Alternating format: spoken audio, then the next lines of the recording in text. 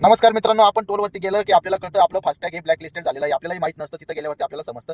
एकतर मग आपल्याला तिथं डबल टोल द्यायला लागतो, नाहीतर गाडी रिवर्स घ्यायची, म्हणजे तिथं आपल्याला खूप त्रास होतो आणि आपण गडबडून जातो. त्यासाठी घ्यायची काळजी अशी आहे की आपल्याला कसं कळावं की आपलं फास्टॅग चालू आहे की ब्लॅक लिस्टेड आहे. फास्टॅगची एक लिंक असते, त्यावरती जाऊन तुम्ही फास्टॅग टाकलं, गव्हर्नमेंटची साईट आहे त्यावरती तुमचा फास्टॅग टाकून तुम्ही बघू शकता की तुमचं स्टेटस ऍक्टिव्ह आहे की डिऍक्टिव्ह आहे की केवायसी पेंडिंग आहे. तुम्हाला एक वर्षाची लिमिट दिलेली असते प्रत्येक टॅगला.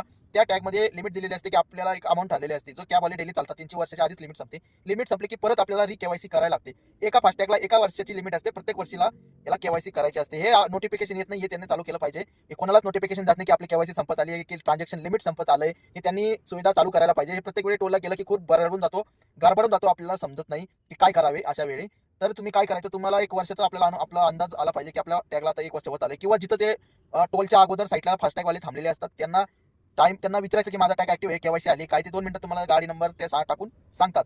तर मग तुमची परेशानी होणार नाही आणि आपल्याला डबल टोल देण्याची गरज पडणार नाही. नाही की आपल्या टोलला आपण थांबलो की पाठीमागचे जे हॉर्न मारतात तेही आपल्याला त्रास होणार नाही आणि आपला प्रवास सुखरूप हो आणि आपल्याला कुठलाही थांबायचं गरज नाही. आपला टाइम कमी लागेल आणि आपल्याला कुठला त्रास